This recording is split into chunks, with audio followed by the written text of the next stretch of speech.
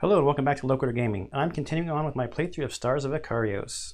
So we just finished the prologue and we are told to go into scenario 12, which is a space combat scenario. Before I read the story here, we can talk about some upgrades, some rewards and stuff that we got. So with the pilot skill rewards, is it called pilot skill? Yeah, pilot skill rewards.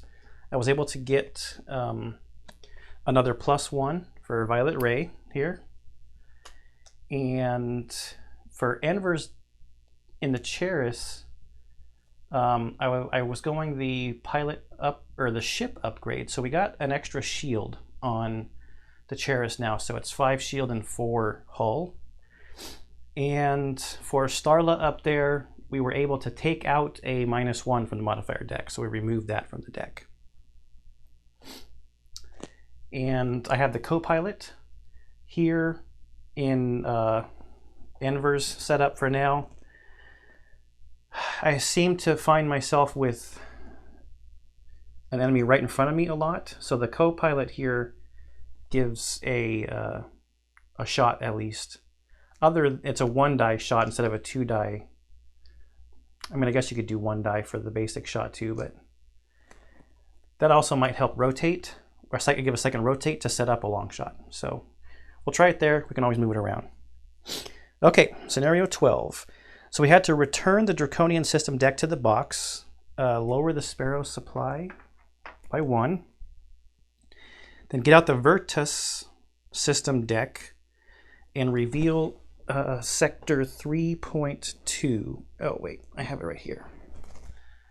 I was slightly prepared. So this is 3.2. There's a blue side scenario, and then this wormhole here has the same number as the wormhole that we left. So this is where the Sparrow currently is. Right now we're in there. Story. The Sparrow's journey to the Ur system allows some time to reflect on recent events. Everyone will carry their memories of the destruction of Medalia for the rest of their lives. Despite that, there is a sense of optimism among the crew. Surely, the Urs will help in the fight against the Rathans. When the war started, the Urs were the first to answer the call. Pilots in the lounge are discussing this when the Sparrow emerges from its jump. Immediately, there is blaster fire being exchanged all around the ship. Looking at the configuration of the fighters, it seems like Urs ships are firing at each other. Captain Soma loudly commands, battle stations, battle stations. We've jumped into a hot zone. Be ready for anything. Fighters are prepped quickly, and pilots tune into the bridge's feed to wait for their instructions. Currently, it shows a senior Urs military official making a desperate request for help. Captain Soma, thank the Maker that you're here. A rogue faction has started a revolution while we were on Medalia. We were ambushed upon our return. Please help us clean up these scum so that... ... The signal is cut off, and a younger face appears. She isn't wearing any recognizable uniform or insignia. Her expression is stern, dangerous, and she does not waste any time before making her intentions known. I am Lieutenant Pete of the Sparks of Justice. We are the will of the people, and we control the capital. If you would like an audience with the new people's government, either stand by until we can clean up these holdouts or help in our effort. Once we are done, we will escort you to the planet. The screen blinks out, leaving the chatter of the bridge crew as they fervently discuss the battle going on. It seems the conflict is currently reasonably balanced. Captain Soma appears over a private channel. Pilots, this fight looks close, so I welcome your input. We can aid the old government, with which we have a good relationship. If they lose, then we're in a worse position than before. On the other hand, the Sparks of Justice appear to have gained a substantial foothold. They won't place any value in our good standing with the previous government. We could always sit this out, but the victor may not appreciate our neutrality. I need quick-thinking pilots that I can trust out there. Who should we support? So we have a choice. We can aid the Sparks of Justice to defeat the establishment ships. The Sparks will not... It says, defeat the establishment ships. The Sparks will not target you. Aid the establishment. And that's the reverse. So you defeat the Sparks of Justice ships. Stay out of the fight. You'll end up in the fight. You end up caught in the fight and all the ships target you. Stay alive until one faction is destroyed. Okay, so we need to choose feel like I'm going to sneeze. We need to choose a side. Do we aid the Sparks of Justice, who are rebels? Or do we aid the establishment? Huh.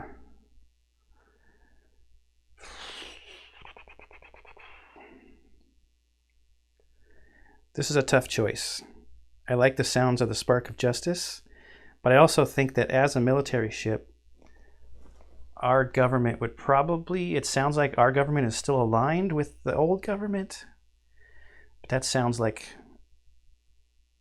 very old school.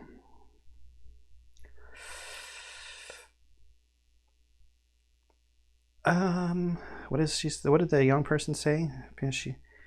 I'm Lieutenant Pete of the Sparks. We are the will of the people, and we control the capital. Will of the people. We're going to aid the Sparks of Justice. We're going to do something. I usually play like super good guys in these playthroughs. And I'm not saying the Sparks of Justice aren't super good guys, but not usually like the rebel side. So we're going to aid the Sparks of Justice. We need to defeat the establishment ships. The Sparks will not target you. So, special rules. The gunships are the establishment. Oh, I need to get the cards out. I think these are the gunships, and these are the science vessels. The science vessels are the Sparks of Justice. The establishment and Sparks consider each other as enemies. The enemy action phase is before the pilot action phase. All enemy ships are immune to hack, so they can't have their shields lowered. Setup map on the next page. Then there's success stuff. We have to mark Sparks introduction because we are choosing to aid the Sparks. Sparks introduction.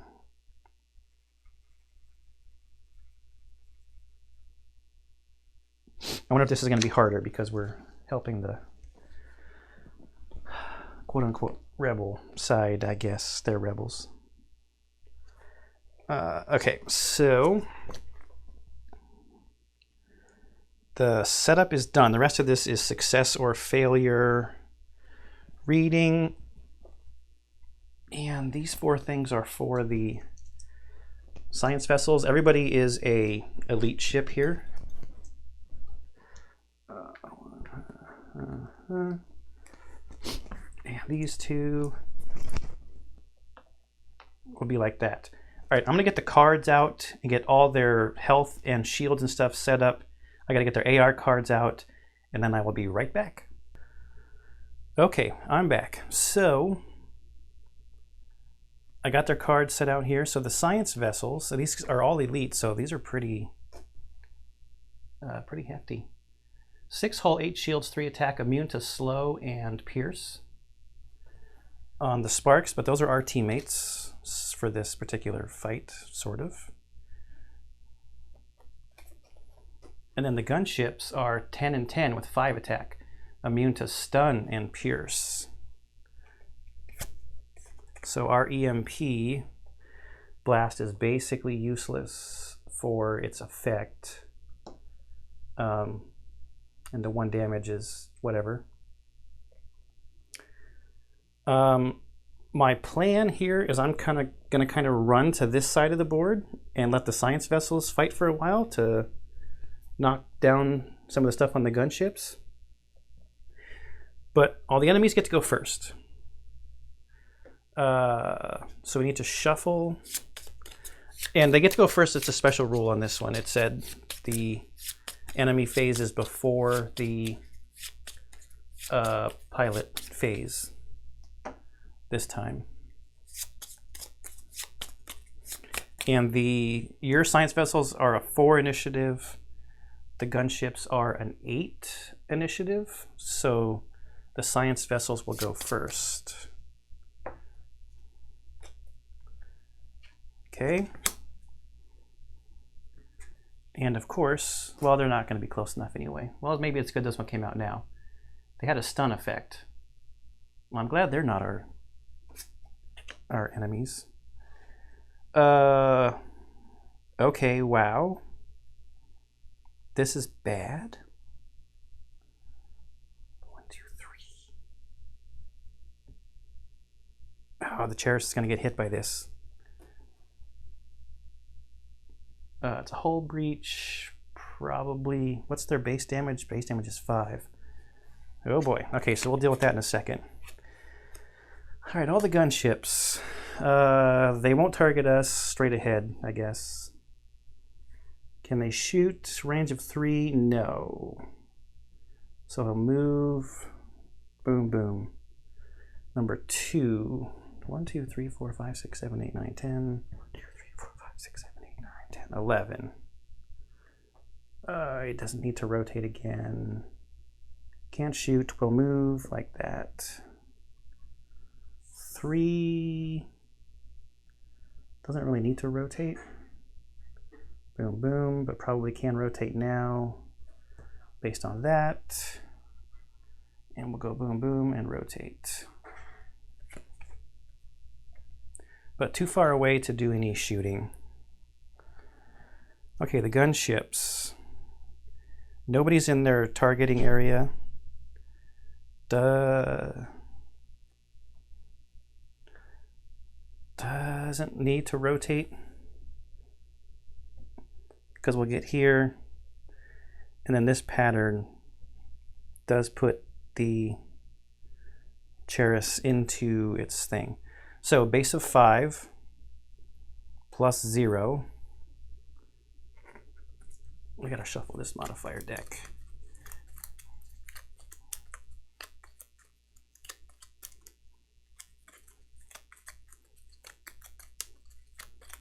Yep, I really think running is a good idea here. Cut.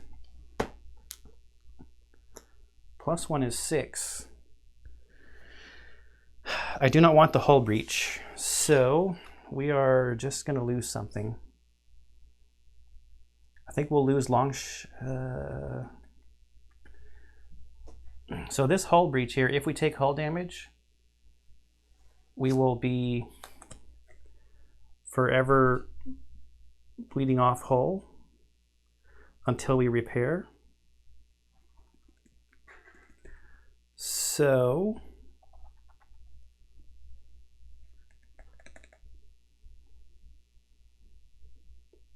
I don't really want to lose burn and flip, I don't think, because that might be a really good one to use right away. The pierce on long shot is ineffective because they are immune to pierce, but it is 3 damage even without the pierce.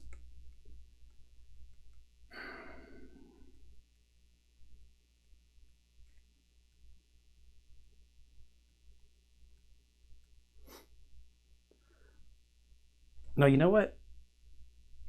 This could be dumb. Oh wait, I forgot to reset their stress.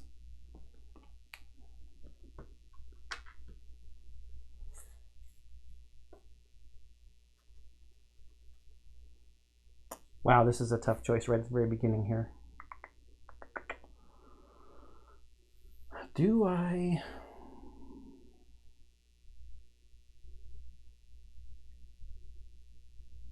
What I'm thinking here is if I take the 6 damage, I'd go down to 0 and 3 hull, but then I'd be hull breached, right?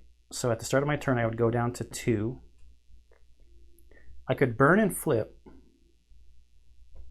1, 2, 3. No, that guy's in the way. I was thinking I could repair and burn and flip.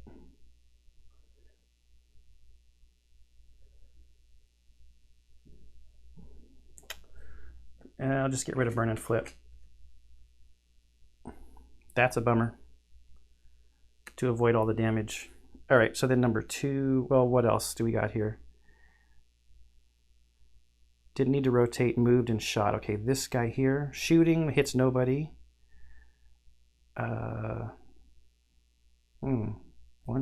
Oops. Who's the target here? 1, 2, 3, 4, 5. 1, 2, 3, 4, 5. 6 hull. 6 hull. I get to choose. So I'm going to have it go up here. because then no one's going to be hit by it. It does not get an extra rotate, and the shooting goes out the side. That's cool. The gunships are like, they shoot out the side. Okay. Now we need to get out of dodge.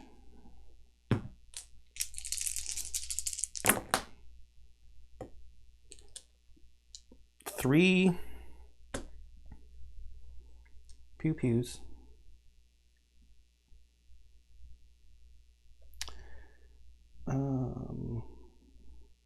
One, two, three, here.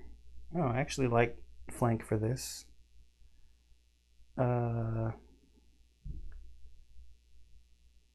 We could get a spike pull shot off actually before we move with one of our shots.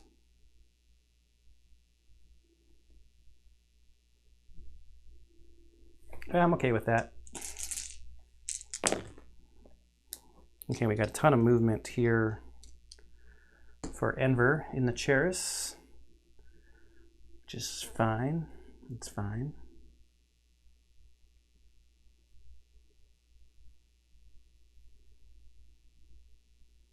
Interesting.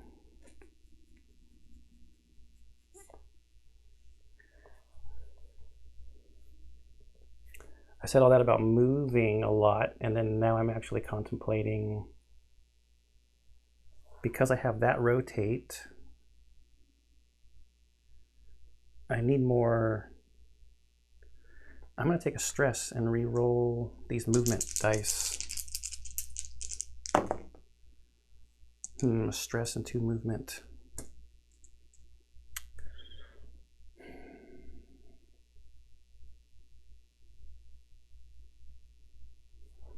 I can use this. They're not immune to target lock, which is awesome.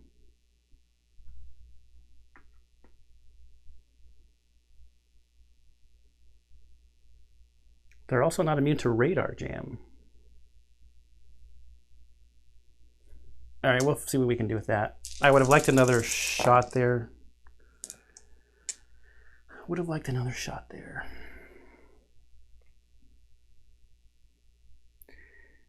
Interrupt beam goes out how many? It's a line of 3, so no. I'm already like not doing my plan that I said I was going to do.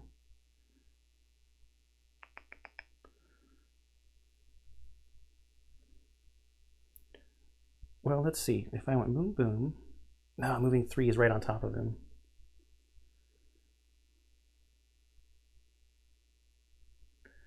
Okay, I think we'll just self-sacrifice for a whole hit and put some boost cards in our friends here.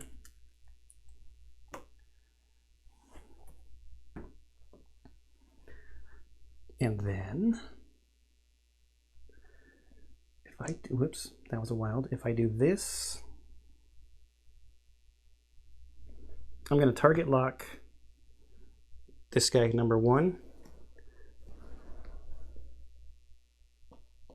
The number 1 gunship. But that's interesting. I'm going to have to look up when that goes away, because I wonder if the science vessels will get the advantage from that. If I put that there, I get 1 rotate that way. I can repelled shot him with advantage.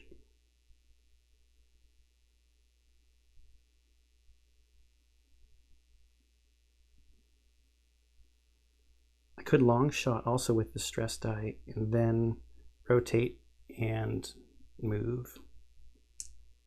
Yep, that's what we're gonna do. Okay, we're gonna do this with our co-pilot. We're also gonna just note the radar jam. Not immune to that. Okay, so this gives us first a rotate and then a shot that goes out 2. It's only 1 base damage, but we have target lock on it.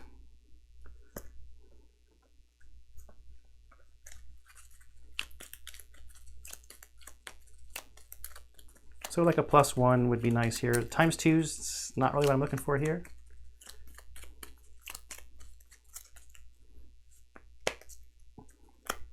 With advantage. +1, okay, so that's 2. So it goes from 10 shield down to 8 shield. Now we'll use the stress die here. And that's a base damage of 2. We still have target lock.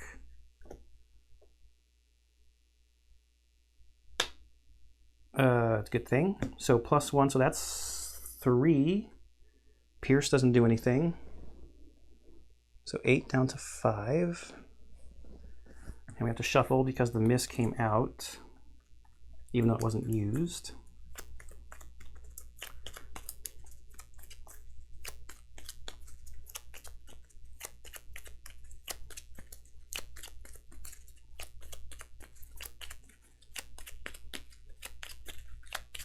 And cut. And then we're going to use a propelled shot, a base damage of 2, range 3 on 1 target, still with target lock. So +1 is another 3. So 5 down to 2. Now we're going to rotate 1, 2, and move 3. 1, 2, 3. All right, we should successfully be far enough away.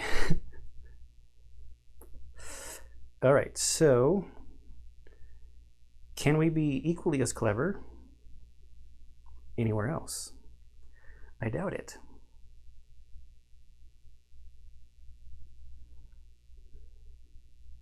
If I rotate, and shoot, then I'm...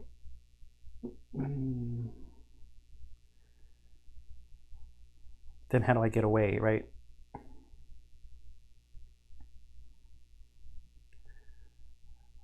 I don't really...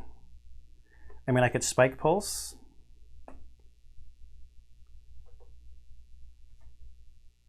For 2 damage. I have advantage from target lock, so that's a +1, so it's a base of 3.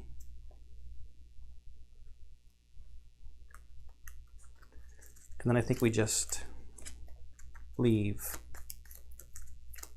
Let the science vessels fight a little bit. It is range... Oh no, we can't do that. It's range 2. Oh no, it's 2 targets, range 3. Sorry.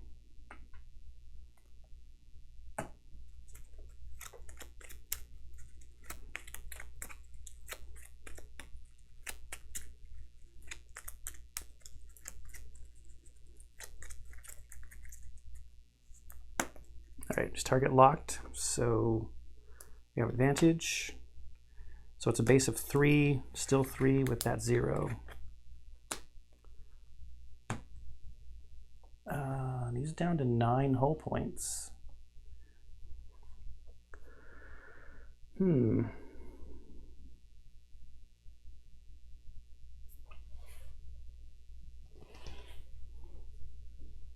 Flank is 1, 2, 3, boom, boom, facing this way.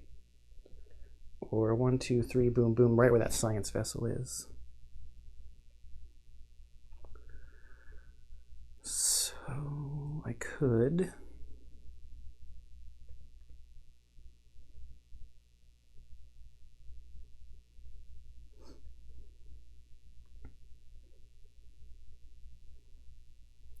Let me think. If I rotate, and then... Oh, I don't have another... Oh, I could use this to rotate, this to flank. 1, 2, 3... Boom, boom. Nope, facing the wrong way. 1, 2, 3, boom. Right where that guy is. All right, we'll just get out of here. 1, 2, 3, boom, boom. With flank. And I think that's it.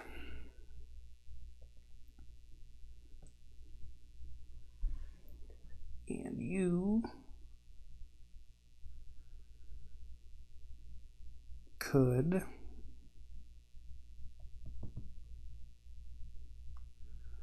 we'll just make it simple. Go like this. Move 3, 1, 2, 3, and then rotate 1, 2. All right, that's us. Back to them. I don't know if I didn't say anything about rounds, but I'm still gonna track it. Round 2. Okay, so he hasn't had his turn for radar jam yet. When does target lock go away? Remove at the end of the target's next action phase. Yeah, so these science vessels will have target lock also, I'm assuming.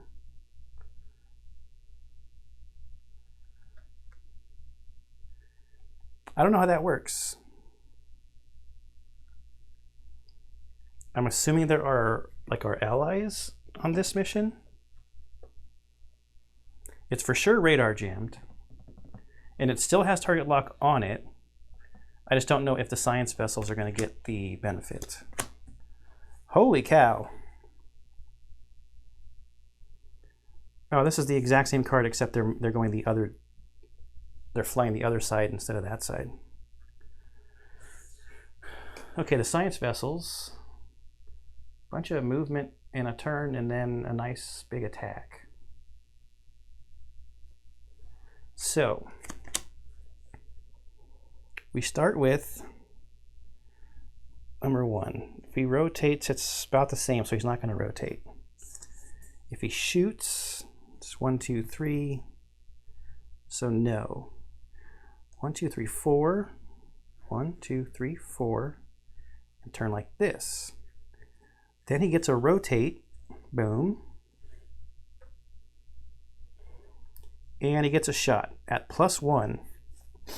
They're all immune to hack though, so this is not going to do anything. It said that in the rules.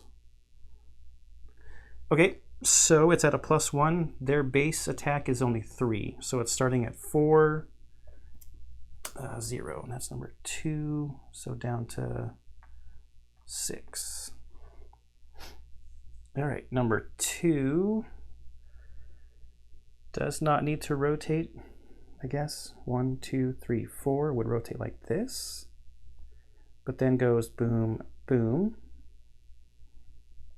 because he couldn't shoot, and now he shoots, starting at 4. Ooh, +1 is 5. That takes number 1 down to only 4 health. I'm not going to do the target lock for them. I don't really know if that's supposed to work for them or not. Okay, number 3 does not need to rotate. Can shoot his target where he is. It's a base of 4. +1 is 5, so 2 goes down to 1. Shield left. Then number 4. 1, 2, 3, 4. Rotate like this. Then it did not shoot, so after its move, it gets another rotate. And now it attacks. It's at a base of 4. So gunship 1 is gone. That was fairly quick. We did a lot of damage to it, and we also kind of ran. That's all the science vessels. Your gunship. Can it hit somebody? Yes, it can. It can hit science vessel number 1. So it will shoot. Its base is 5. Oh, -2 is 3 on science vessel number 1. So from 8 down to 5 shields. Yes. Then, yes, it did fire, so then it will move. 1, 2, 3. And that's them. So we got 11 hit points left on this gunship. Our turn. Get a shield back. We're at maximum.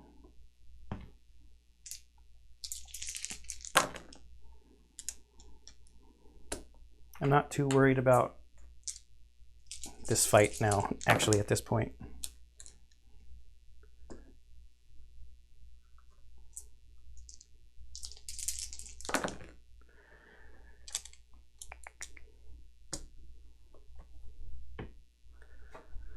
Let's see.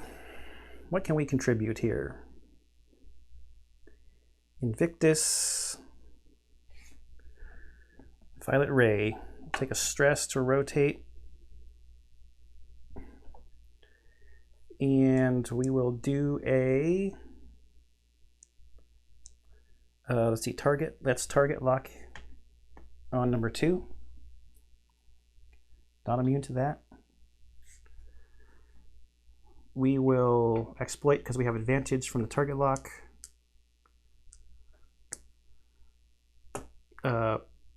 Proton Blast is fine. So we have advantage because we're target locked. We got 2 from here, 1 from here is 3. Plus 2 is 5. Just had to double check that that wasn't a rolling one. So 5 damage, 1 from a shield, and then 4 from the hull is down to 6. I'm going to take another stress because that ship is... Ooh, I forgot to pull that guy, I think. Ah, crap. Oh well. I will not forget this time. We'll do Spike Pulse. It is within range 3, so that's fine. It's 2 damage. We still have advantage from target lock. So we're at a base of 3. -1 is 2, and we have to shuffle.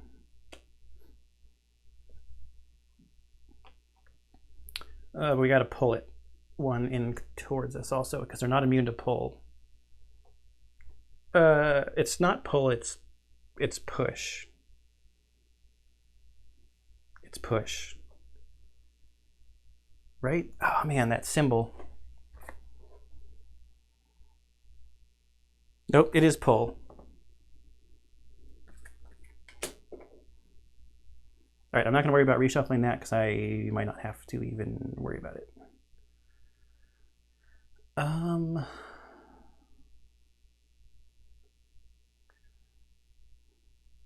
Rotate, rotate.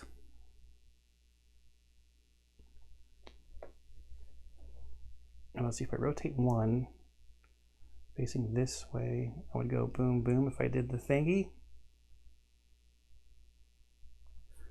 Yeah, I think. So we go here, we rotate once. I'm gonna do this sideways turn thingy. And then we will do a long shot at a base of 3 damage, and we have advantage from the target lock.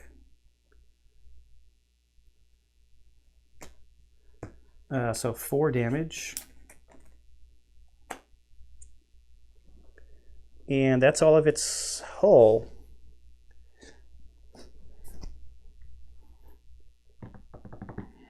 That seemed a little easy.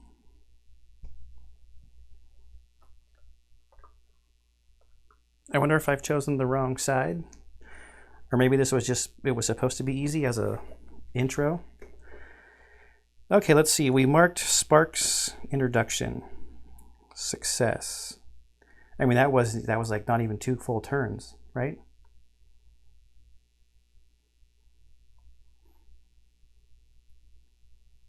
And the science vessels, I mean, they did something. We got some good card flips, I guess. Anyways, okay, Spark's introduction. Your ship is hailed by Lieutenant Pete once the battle is over. Nothing remains of their adversaries. Her tactics seem particularly aggressive. Thank you for your assistance. Follow me and I'll take you to meet our leader in the capital. I'm sure that she'll be very appreciative. So we're going to get a pilot skill and 10 credits. The Sparrow explores and moves to sector V2.2 and loses 1 supply. Go to scenario 13. Scenario 13 is not a space combat. It looks like story, so we'll probably just do the story.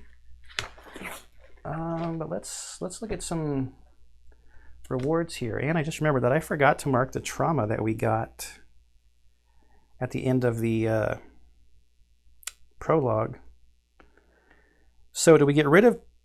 Okay, so for Violet Ray, this is where our current situation is, and I feel like I want to get 2 more +2s instead of getting rid of 0s.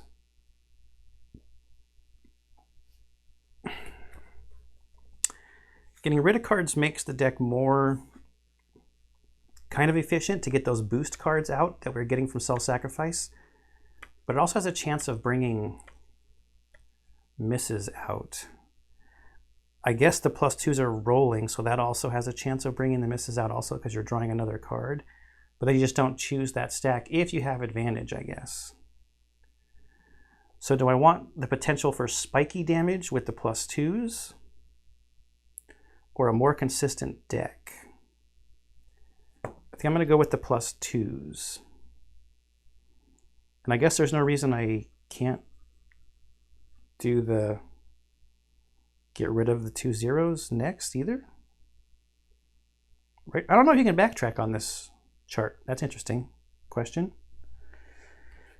10 credits. So Violet Ray's up to 50.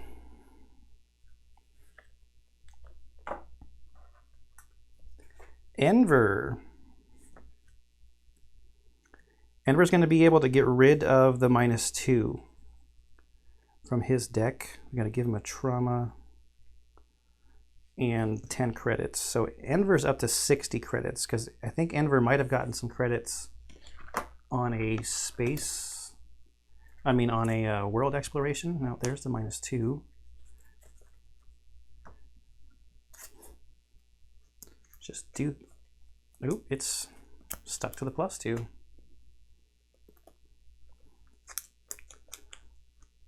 Let's get rid of it while I'm thinking about it. And Starla is going to be able to get... Oh, this is a cool card. I'll show it to you here in a second. The trauma, and then also 50 credits. Yeah, so I do think that Enver got 10 credits on the planet. So Starla's getting a +1 supply card added to her modifier deck. And naturally it's in the other stack of huge modifier cards.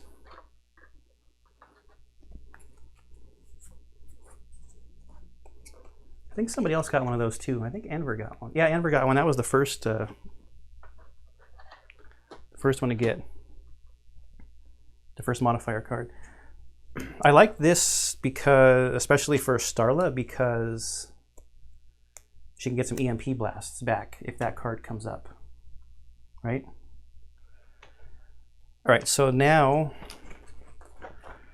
it says sector V2.2. So let's make some room here. Get our science vessels out of the way and bring our space exploration out to the table. 2.2.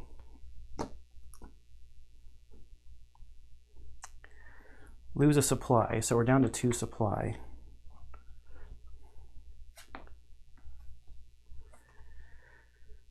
Okay, there's a lot going on here. Oh, we've got a dock. We didn't have a dock before. We got scenario 14, scenario 105, and 38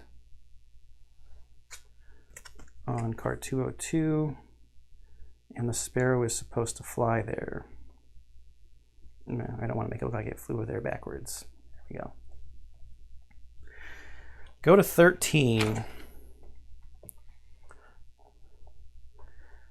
So this says story part 1.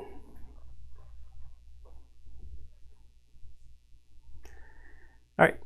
As always, Captain Soma is a step ahead of everyone else, and while the Sparrow is landing, she preps you for your mission. Rather than head out there myself, I want you to handle this. Diplomatically, it makes us look less needy. I'd prefer not to show my hand until we have a better idea of what's going on here. She reads the apprehension on your faces and adds, "Don't worry, pilots. I'll be sending Sol with you to act as the point on this." Sol's surprise indicates this is news to him as well. Your first priority is to make contact with the leadership of this Sparks of Justice movement. We need a clear picture of how strong their position is. It's imperative that we back the winning side here. Without strong allies in the coming days, our own cause is hopeless. I trust you to read the situation and act appropriately. Good luck. Setup. Jarek World Exploration. Okay, so now we're leaving space. What are we at here? 45 minutes. Jarek. I mean, there's still a lot of story here, and I don't see any, like,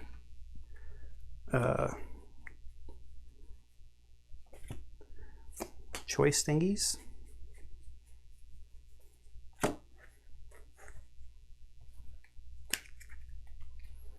But it says Jarek World Exploration, so we're supposed to do this with, well, let's look at the card first.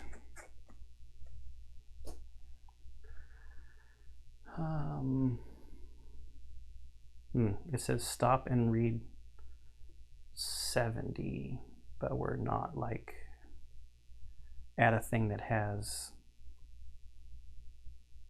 storybook entries on it. All right, so let's get this out and let's just keep reading, because emerging from the Sparrow into the warmth of the morning sun feels good. The breeze is cool, but you can smell hints of smoke and oil blowing in from across the city. The landing area was the site of a firefight recently. The blast marks are still visible. Was there something else I was supposed to read over here? Nope. A group of Yurs approaches, led by an athletic and agile-looking individual. Despite that, she also carries a short cane, perhaps an old injury or merely an affection. You recognize her as the Sparks Yor who hailed the Sparrow in space. She addresses the group. "Where is your captain?" "Never mind. I am Lieutenant Pete. I'd like to welcome you to Gerarch. We are in the middle of a long overdue rebirth. Unfortunately, our leader, Commander Ardernan, will not be available to meet with you until later today, so I'll be back to collect you. These guides will be your escorts around the city, should you need anything in the meantime." Lieutenant Pete indicates the other Yurs who are with her before she leaves quickly and with purpose. Your group is left to look at each other awkwardly. As usual, Sol is the first to talk. "So, what do you do on Gerarch with a few hours to..." Oof. He is interrupted by a Yur barging into him. The two guide Sparks immediately lift their weapons and yell at the intruder to raise his arms. He cowers behind Sol, kneeling on the ground where he fell, a terrified expression on his dirty face. "Whoa, whoa, whoa," he cries out, clutching at Sol's jacket. "Please help me." His eyes are wide before some understanding dawns on him. "You must be from the Akarios Institute. I recognize your ship. Give me sanctuary, I beg you. They'll kill me otherwise." So now we have some choices to make. We could harbor the Yor. We could give the Yor up, or don't get involved.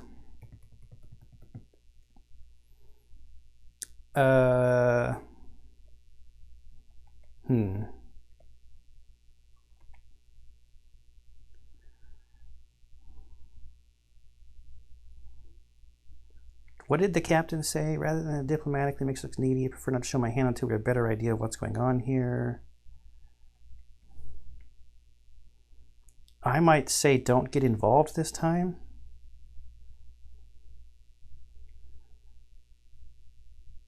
I'm going to say we're not going to get involved. we don't have enough information to just be like picking sides here. So we're supposed to choose sidelines. And then we have to look for sidelines. Soul puts his hands up and steps to the side slightly. Look, we're really not here to get in the middle of anything. The Sparks guards don't waste the opportunity. Stepping forward, they grab the Ur by the arms, dragging him away from the group. He struggles and makes to escape, but is quickly kicked to the ground. One of the guards raises her rifle above her head, about to hit him with the butt. However, her colleague immediately grabs her arm, nodding across at your group, watching this unfold. Soul winces, and he's not the only one. Suddenly aware of the impression they're giving, the Sparks stand tall, trying to suggest professionalism. We have to check this prisoner into detention. Wait here. We'll send more guides to help make your visit pleasant. They drag the prisoner away to an uncertain fate. Soul shakes his head as they go. Things must have escalated quite a bit around here since this kicked off. Go to story part 2. Right then, asks Soul, who wants to see what's going on outside this landing pad? You all agree that it's worth scoping out the situation while you don't have your babysitters watching you. As if on cue, the sound of a firefight erupts not far from the landing bay. You exchange uncertain looks, wondering how to proceed. Soul, practical as always, lays out the options. The way I see it, we can head to the Sparks headquarters and message Captain Soma to meet there before our audience with Commander Ardernan. Or, if you're looking for some fun, I just so happen to know about a local dive where we might be able to get a more neutral take on this conflict. We have to step lightly, though. It can be a rough crowd. Wondering briefly how Soul knows about such places leads to quizzical looks to each other. Soul responds with his signature grin. What? You didn't take the course in alien drinking establishments? Have things changed that much since I was a graduate? Okay. So now we have a choice. We can go to the Sparks headquarters, which we go to the world exploration, and we would head to the northwest, or we can check out the local cantina, go to Jericho World Exploration, and explore to the east. And they both said go to scenario 14. Press the sparrow to move. As you begin the Jericho World Exploration, you will meet people who will send you on missions throughout the system. Pay close attention anytime you are told to scout. Okay. So it looks like we're going into world exploration, so we will do that in the next episode. This episode will be under an hour, but I want to clean up all this stuff, get ready for world exploration, and we will do that next time. Okay. I hope you enjoyed this rather short space combat encounter, and I hope you enjoy everything I'm putting up on the channel, and I will see you in the next one.